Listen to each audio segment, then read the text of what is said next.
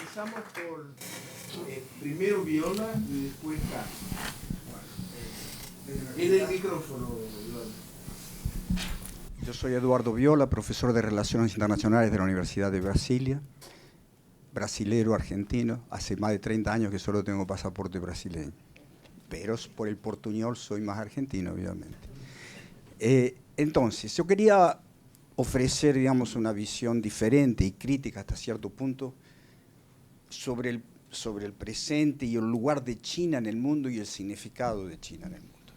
Ustedes enfatizan particularmente Pablo, enfatizó, digamos, o sea, por ejemplo, el cambio de China a disputar la hegemonía en la alta tecnología en función de dinámicas más económicas.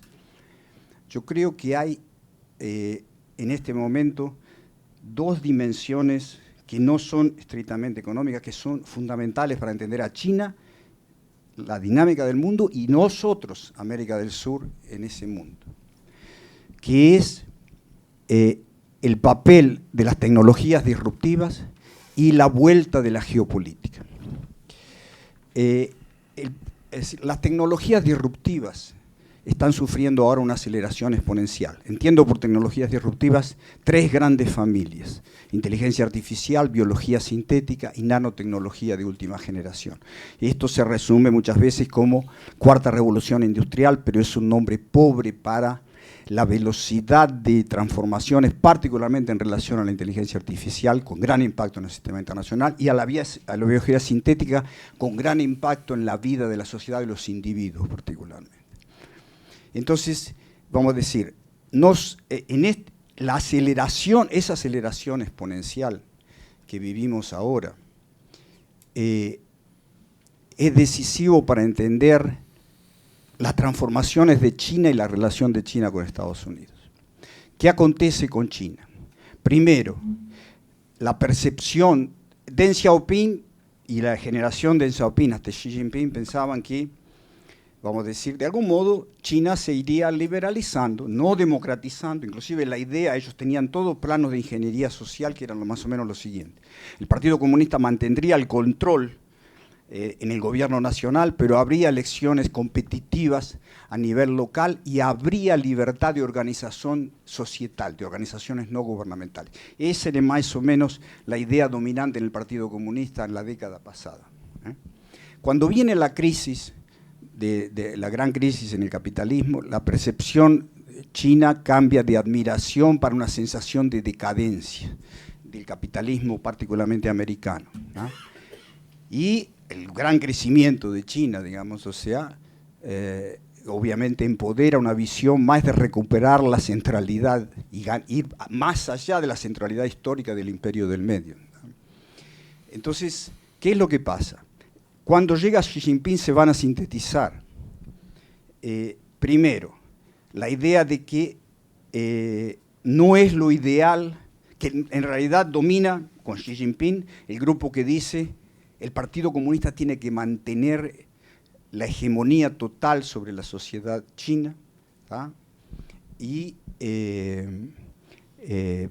para eso, ahora, la inteligencia artificial es una ayuda extraordinaria que jamás tuvieron los soviéticos.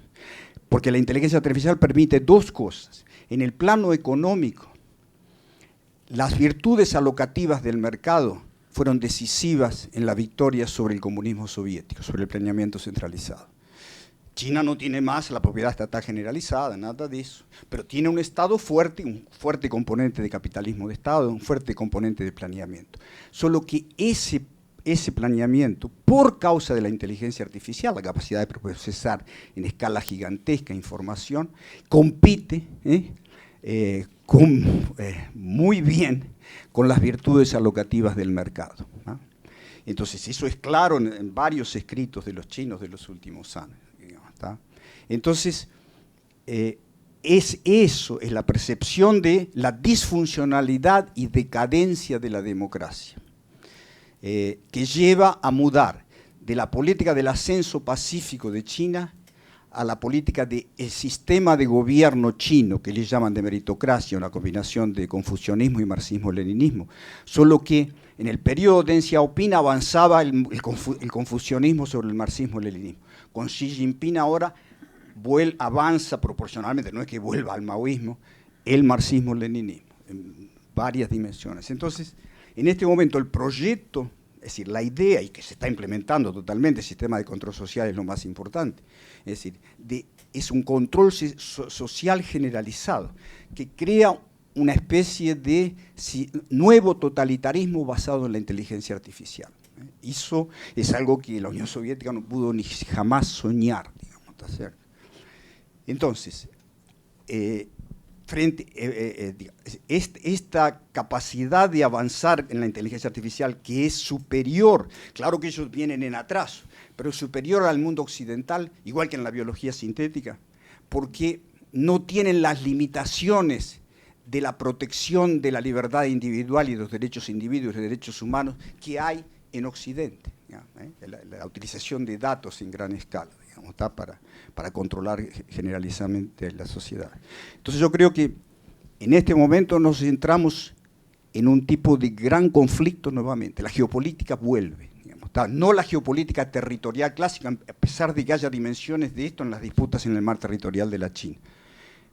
Pero lo más importante es la nueva guerra fría tecnológica en la frontera tecnológica, y que incluye inclusive a nivel de armamentos una situación profundamente desestabilizante, donde Rusia también participa de eso, que es la combinación, como dice Kissinger, el mundo actual es mucho más peligroso que en la Guerra Fría por la combinación de armas hipersónicas, deployment de armas no espacio e inteligencia artificial.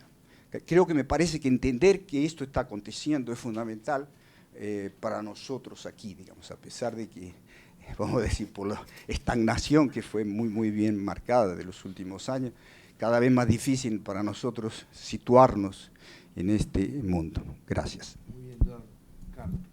Olá. Eu tive a oportunidade de trabalhar com Manuel por alguns anos em La CEPAL, e uma das coisas que Manuel ha colocado e me ensinado é muito a capacidade de fazer reformas. Sempre tomam como exemplo suas histórias de como isso a reforma tributária em Chile.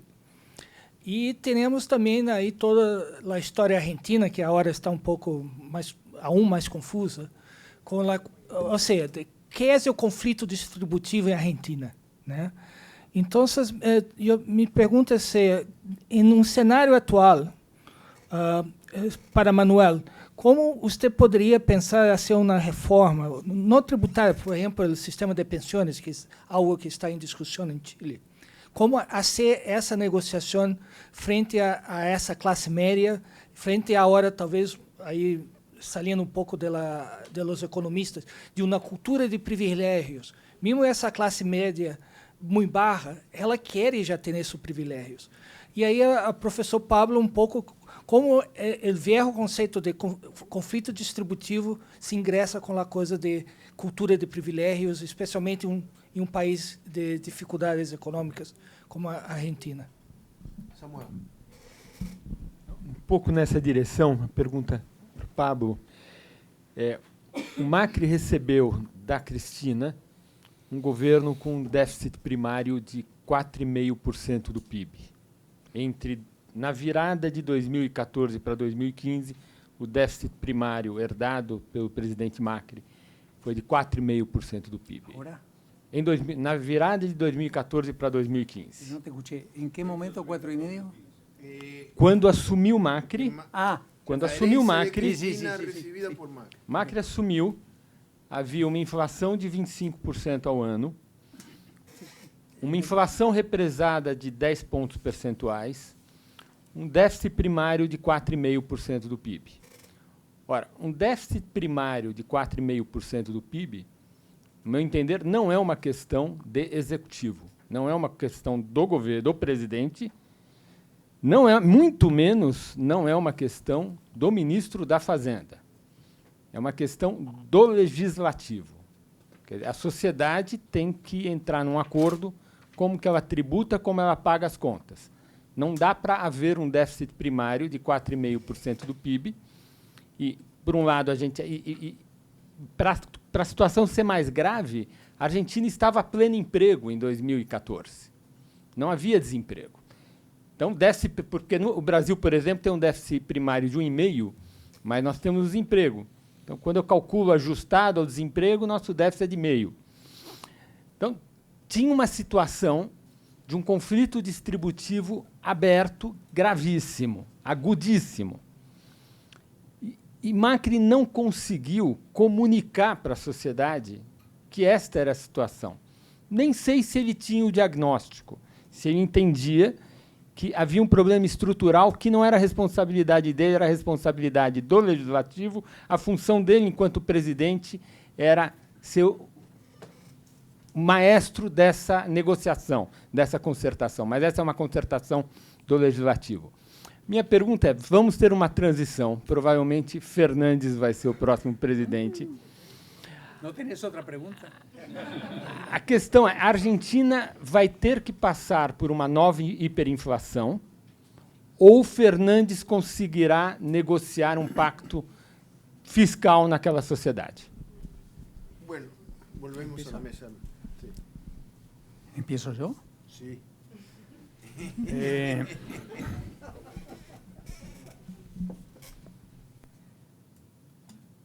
Hay varias maneras de... No, primero quiero decir que mi interrogante sobre el fondo anticíclico, sobre las políticas anticíclicas, era una provocación.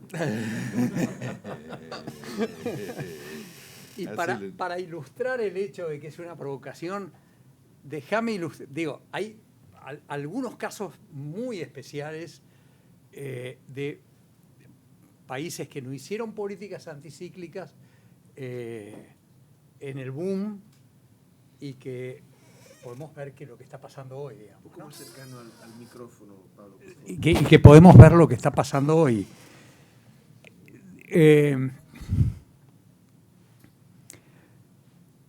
Voy a mencionar solo dos casos, ¿no? Pero solamente porque los dos casos tienen elecciones próximas, que son Bolivia en una semana, en menos de una semana, Argentina en menos de 2 semanas, ¿no?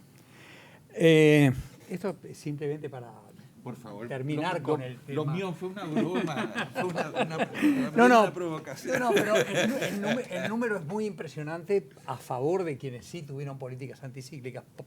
A ver, ¿cuánto capturó de ingresos de, en este caso de hidrocarburos, Bolivia por año en los mejores momentos del boom? 9 puntos del producto en recursos fiscales adicionales por año. ¿Cuánto gastó? 15.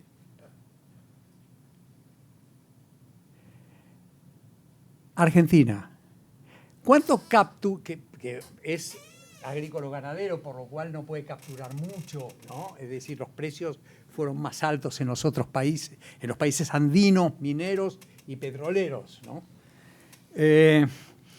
Argentina es el caso.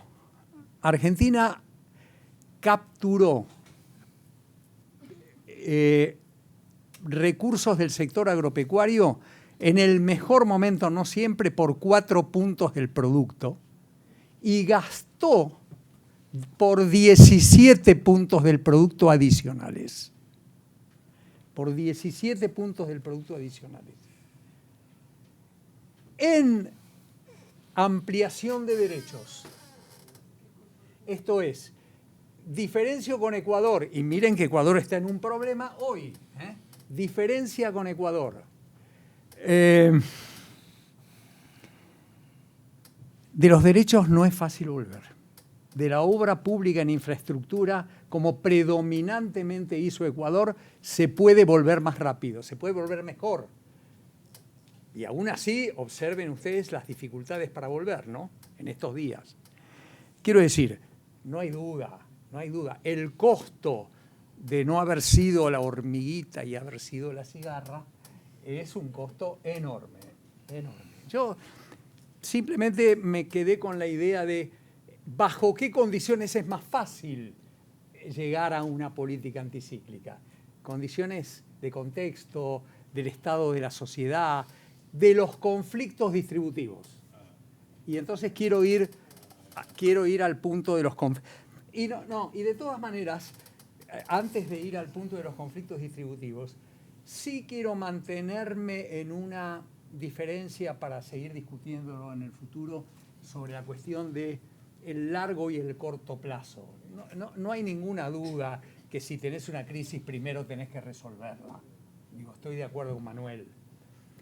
Lo que sí creo es que si la sociedad, si la sociedad como colectivo percibe un sendero de crecimiento, un horizonte temporal más largo, entonces las políticas macroeconómicas de corto plazo se vuelven más fáciles. Eso es lo que yo quise decir. Una vez que hay crisis, comparto con Manuel, lo que hay que hacer es arremangarse y atacar la crisis. Ese no era el punto mío, digamos, ¿no? Igual fue una broma mi respuesta. Sí. Pero muy bien hecha, ¿eh? Muy bien. Sobre China no tengo nada que decir. Nada, porque yo me esforcé por estudiar en los últimos 4 días un poco de China para poder construir una presentación. Estoy incapacitado de discutir con vos de China. Sí me interesó en vos y en él el tema de empresas de plataformas tecnológicas en China. Vos hiciste mención y él hizo mención. Y ahí sí me sorprendió el número de Manuel, quizá en un sentido, no sé si en el mismo sentido que a todos ustedes. Si a mí hoy, si a mí me hubieran dicho hace 10 años que de las 8 principales empresas tecnológicas de punta, 2 iban a ser chinas, me hubiera sorprendido muchísimo. Lo que me sorprende es el número 2. Sí, no. Y sí, estoy de también. acuerdo con vos. A mí lo que me sorprende es la ausencia de Europa, sí, la ausencia de Japón. Correcto. Pero es notable, quiero decir, hay una dinámica en China, que se va desviando hacia la idea de metamos esfuerzos aquí en las innovaciones tecnológicas, que es muy importante. Quiero hacer, antes de ir a lo del conflicto distributivo argentino, que es un tema para tocar la guitarra o un tema para profundizar.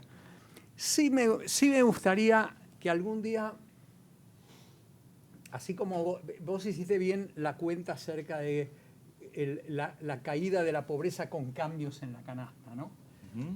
Yo quiero decirles que en uno de los efectos de las innovaciones tecnológicas de las últimas décadas ha sido la extraordinaria caída en los precios de los bienes de capital. ¿Qué quiero decir con esto? Que a mí me parece muy complicado, o hay que trabajarlo muy bien, medir la inversión bruta interna fija en 1970 y compararla con hoy, porque casi seguro que vamos a encontrar que es más bajo, pero vamos a tener que corregirlo por precios relativos que han tenido un cambio fundamental. Innovación tecnológica en eso, crucial. La segunda cuestión que tiene que ver con la innovación tecnológica, y que lo mencionó bien Manuel, es las innovaciones tecnológicas hacen un efecto en los mercados de trabajo. Quizá no hacen el efecto del desempleo, y eso no quita el hecho de que hay que hacerse cargo de los perdedores, sino todo lo contrario. Lo que hace es que sectores medios de trabajos rutinarios vean caer muy brutalmente sus salarios relativos y ver cómo se acercan a los pobres. Lo cual es un problema político extraordinario. En Argentina lo fue. En Argentina yo diría que el triunfo de Macri en las elecciones tuvo mucho que ver con clases medias bajas desalentadas por la caída de su ingreso relativo, que se pasaron del peronismo a la alternativa del arco no peronista, ¿no? Y el hecho de que eso no haya sido salvado hizo que esa migración volviera atrás. Digo, si va a ganar Alberto, se confirmará que lo que pasó es unos muchachos que se fueron para acá y ahora vuelven para acá. Eso es lo que ocurrió. ¿Ah? Sigo sin llegar al conflicto distributivo, que es la más complicada de todas. Un día un amigo me dijo en una conversación: no te preocupes por lo que van a hacer los peronistas. A los peronistas los pones en Berlín en 1944, en medio de los bombardeos, y se arreglan. Entonces yo he quedado congelado en esa idea, porque creo que tiene algo de verdad, que los peronistas se las arreglan. La idea de que Alberto Fernández puede llegar, no resolver un problema fiscal para un peronista, lo resuelve, le pondré impuestos, bajará, no importa, no va a haber hiperinflación. Acordate de esta frase para cobrármela, para echármela en cara. No va a haber hiperinflación. Podrá haber fracaso al final del proceso, lo cual para un argentino no es un tema, porque todos los gobiernos fracasan. Desde hace muchas décadas todos los gobiernos fracasan, de modo que sumar a Alberto Fernández a la lista de los fracasos es rutinario. Así no me pongas números, ni 4,5, ni 3,2, nada. El chiste que nos contaba ayer del choque en los trenes. Sí, la Melania. Sí. Lo de la Melania. Después. No, contalo y después yo digo lo de la Argentina. No, muy largo, ya hablamos mucho. Ya. Bueno. Y Nacho Boque va a decir que callen a Marfan. Termino entonces con lo del conflicto distributivo.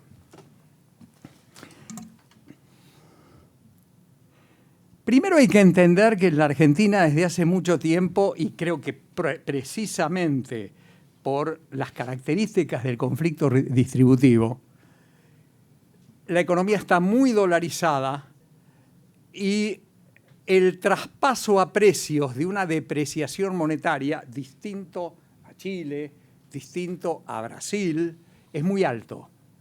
Entonces, uno podría en el presente colocar el conflicto distributivo como un conflicto entre el tipo de cambio real de equilibrio social, llamémoslo así, que satisface a la sociedad, y el tipo de cambio real que genera el crecimiento que terminaría con el proceso de incorporación, es decir, que empujaría el proceso de incorporación del que habló Manuel. En una mirada más larga, yo tengo mi propia, porque de todas maneras aquí no contesté nada, porque si dije que la economía está dolarizada por un conflicto distributivo, entonces tengo que explicar por qué ocurrió semejante cosa, ¿no? Y ahí yo tengo, perdónenme que los moleste con esta visión de historiador, demasiado larga y demasiado trazo grueso. Yo podría contar la historia argentina del así llamado conflicto distributivo, y después voy a explicar por qué no me termina de convencer. La podría explicar del siguiente modo. Imagínate que la Argentina es, en 1880, el mundo de los inmigrantes italianos que vienen por millones, el país que más inmigrantes atrajo entre 1880 y 1914, y el mundo de los gauchos que tienen tierra, ovejas y vestido. Esto es, que viven bastante bien. Y que ambos mundos, el mundo del gaucho y el mundo del inmigrante, tienen aspiraciones muy extraordinarias. El primer catch-all party de la Argentina es el viejo Partido Conservador de 1880 al 1914, que ¿sabes cuánto exportaba? Hablando del punto de la dinámica exportadora, exportaba a dólares de hoy 380.000 millones de dólares. La Argentina exporta hoy 60.000. Entonces, ¿cómo veo yo a ese viejo catch-all party? Lo veo como en medio de un proceso de acumulación de tierras en donde no hay que traer al hinterland a la modernidad, porque lo que viene en un país vacío como es la Argentina, sí, a diferencia de los países de Luis, sí, lo que vienen son inmigrantes, y los incorporó a todos, a unos y a otros, en un proceso de pacificación absolutamente asombroso. Ese mundo, el mundo de los 380.000 millones de dólares, se terminó un día. Y pasa el tiempo, aparece otro catch-all party, que no tiene, que en 1945, 46, me refiero al peronismo, no tiene la posibilidad ni remotamente de reanimar una dinámica exportadora que ni él estaba dispuesto, ni el mundo estaba en un contexto como para generar una situación así. Entonces cambió la dinámica exportadora de un acumulador de tierras por el superproteccionismo. Y el superproteccionismo generó un nivel de salarios reales extraordinariamente altos en el Stolper-Samuelson del que hablaba él, proteccionismo en un país de escasez de mano de obra. Los salarios reales se volvieron extraordinariamente altos y eso queda en la memoria colectiva como los salarios normales y la distribución de ingresos normal. Ahora, como eso no puede durar, en la medida en que el superproteccionismo se erosiona, no puede durar, entonces el conflicto aparece todo el tiempo, porque se filtra el mundo en esa especie de Albania de 40 millones de habitantes. En esa Albania de 40 se filtra el mundo y desafía ese nivel de salarios. Pero aquellos perjudicados por esa erosión tienen capacidad de resistencia. Y esa capacidad de resistencia notablemente todavía la vemos hoy. Digo, es como, yo suelo decir que la Argentina, pero lo voy a decir también de otro país, que la Argentina es como la última, es como la patrulla japonesa que no se rinde después de la Segunda Guerra Mundial y que el coronel Nakamura recién se rindió en el año 74. Es extraordinario. Mis respetos al coronel Nakamura. Eso es la Argentina. El coronel Nakamura es la Argentina. Ahora. Y él terminó en Brasil. Exactamente eso es lo que iba a decir. Exactamente eso es lo que iba a decir. Lo que iba a decir es que para mi asombro, dada la edad que tengo, yo veía a un Brasil más luisiano cuando yo tenía 30 años. Para mí Brasil era un país luisiano. Hoy efectivamente es un país Harris Todaro, digamos. Toda la gente se fue a las ciudades, el mundo es otro. Y hay un conflicto distributivo, no digo de la misma magnitud, no puedo decir de la misma magnitud, pero en la resistencia de su último foco industrial y sus trabajadores, Brasil empieza a parecerse a la Argentina. ¿Por qué no tiene inflación? Es la pregunta. ¿Por qué Argentina en ese conflicto tiene alta inflación y Brasil no tiene alta inflación? Porque el único consenso en democracia, en política macroeconómica de Brasil, es aceptar el desequilibrio fiscal, pero tener una política monetaria violentamente restrictiva para frenar la inflación. El costo de eso es apreciación real y crecimiento bajo. Pero cuando al final de toda la historia mirás el crecimiento de Brasil y la Argentina desde 1980 hasta 2019, el crecimiento, como se mencionó hoy sobre la Argentina, no me acuerdo sobre qué país, es exactamente el mismo. 0,6% per cápita en ambos países. Patrulla japonesa. Muy bien, excelente. Tenemos que parar por aquí. Tomamos un café, 15 minutos nomás y volvemos. Ya.